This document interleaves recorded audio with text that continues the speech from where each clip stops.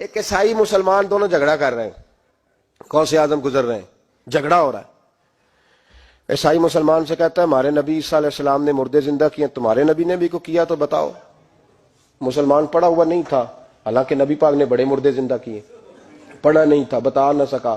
غوث اعظم کے کان میں آواز گئی تو جا کے عیسائی کا بازو پکڑ کے جھنجھوڑا. فرمانے لگے کیا کہا تم نے؟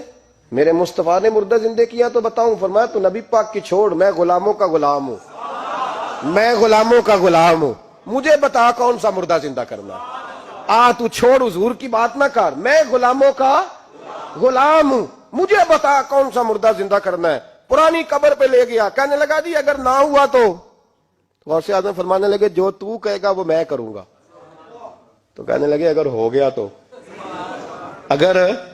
تو غوث اعظم کہنے لگے نہ میرے خانقاہ پہ جھاڑو دینا، نہ میرے برتن مانجنا، نہ میرے گھر کا سودا لانا. اگر زندہ ہو گیا تو بس میرے نبی کا کلمہ پڑھ جانا، بس میرے رسول کا کلمہ پڑھ جانا.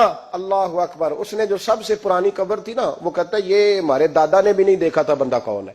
اس قبر پہ کھڑا ہو کہنے لگا اس کو زندہ کرے. تو غوث اعظم رضی اللہ تعالیٰ عنہ قبر کے سرانے کھڑے ہوئے تو دعا کرنے لگے، کہنے لگے مولا اپنے لیے نہیں، تیرے رسول کے لیے.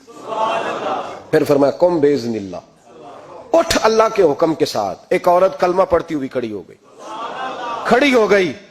اور کھڑی ہو کے اس نے پہلا جملہ کہا تو کمال کر دی. کہنے لگی میرے نصیب دیکھو، میں بنی اسرائیل کی تھی، عبد القادر تیرے صدقے جاؤں، تو نے مجھے کھڑا کیا ہے تو اللہ نے مجھے مصطفیٰ کا کلمہ پڑھنے کی توفیق دے دی. تیرے قربان جاؤں عبد القادر، تیری کیا بات ہے.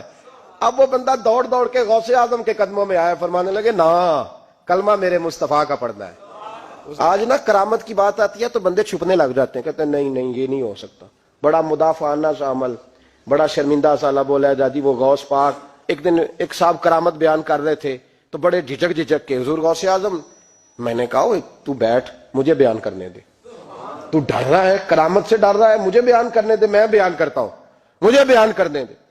ملا علی قاری علیہ رحمہ نے لکھا ہے، دیگر بہت سارے لوگوں نے لکھا ہے، غوث اعظم خطبہ دے رہے تھے، تقریر کر رہے تھے، اچانک ہاتھ آگے بڑھایا تو یہاں تک ہاتھ بھیگ گیا غوث اعظم کا. ہاں کھول کے دیکھے، کھول کے بات کر رہا ہوں، ہاتھ یہاں تک بھیگ گیا. مرید کہتے ہم نے پوچھا حضور پانی بھی کوئی نہیں، ہاتھ بھیگ گیا. میں چپ کر کے سبق پڑھو، شاگردوں کو پڑھا رہے، چپ کر کے سبق پڑھو. تھوڑی دیر گزری، چند گھنٹے تو ایک قافلہ آ گیا، سارے لوگ پانی میں بھیگے ہوئے ہیں. حضور غوث اعظم کے سامنے کھڑے ہوئے، کہا حضور آپ نے بڑی کرم نوازی فرمائی، بڑی کرم نوازی. وہ شاگرد کہنے لگے ہوا کیا؟ تو وہ لوگ کہنے لگے کشتی میں بیٹھے تھے تو کشتی ڈوبنے لگی. ہم نے کہا یا شیخ عبد القادر جیلانی، خدا کے فضل سے ہم پر ہے سایہ غوث اعظم کا، ہمیں دونوں جہاں میں ہے سہارا غوث اعظم کا. کہتے ہیں حضور غوث اعظم نے وہاں بیٹھے ہاتھ لگایا اور ڈوبتی کشتی کو باہر نکال لیا. اور ڈرنے لگے، کہنے لگے جناب یہ کرامت لوگ نہیں مانیں گے. تو میں کہا جنہیں نہیں مننا نہ منے. ان کے کانوں کے نا پیچھے خارش ہوتی ہے جب اس طرح کی ولیوں کی بات بتائی جائے. وہ تو حضور غوث اعظم کی بات نہیں مان رہا، پڑھنا سورہ نمل پڑھ. حضرت سیدنا سلیمان علیہ السلام اپنے محل میں بیٹھے دربار میں، فرمایا ملکہ بلقیس کا تخت چاہیے. تم قرآن نہیں پڑھتے؟ ملکہ بلقیس کا تخت چاہیے. تو ایک جن اٹھا، اس نے کہا دربار برخاست ہونے سے پہلے، دربار کے برخاست ہونے سے پہلے، بے شک آپ 5 منٹ میں برخاست کر دیں تخت آ جائے گا. ہزاروں میل دور تھا. پتہ نہیں کہاں قرآن پڑھتے ہو تم. بنی اسرائیل کے ولیوں کی کرامتیں مانتے اور نبی پاک کی امت کی باری آئے تو تمہیں خارش ہوتی ہے. شرمندہ سا لب و لہجہ. ہمارا لب و لہجہ شرمندہ نہیں، اس لیے کہ ہم تو جیتے اور زندہ ہی ولیوں کے نام کی برکت سے ہیں. ہمارے لب و لہجے میں تمہیں شرمندگی نہیں ملے گی. ہم اس طرح بیان نہیں کرتے کہ کوئی کیا کہے گا تو بچ کے جملے. حضرت سلیمان سے کہا آپ کا دربار برخاست ہونے سے پہلے. آپ نے فرمایا نہیں بھائی اس سے بھی پہلے چاہیے. ایک اٹھا، عندہ علم من الکتاب، جس کے پاس کتاب میں سے کچھ علم تھا، پورا علم نہیں تھا اس کے پاس، کتاب میں سے. حضرت آصف بن برخیا تو کہنے لگے حضور میں نہ لے آؤں. تو میں کب لاؤ گے؟ انہوں نے کہا پلک جھپکنے سے نہ. اگر سارے بولے تو لطف آئے گا. پلک جھپکنے سے پہلے. آپ نے فرمایا چل لا کے دکھا. پھر آیا کہ نہیں؟ بولے آیا نا. حضرت آصف بن برخیا وہاں سے گئے کہ وہیں رہے؟ آیا نا تخت. 80 فٹ اونچا، 80 فٹ چوڑا، 80 فٹ لمبا، اتنا بھاری کہ شاید 50 لوگ نہ اٹھا سکیں.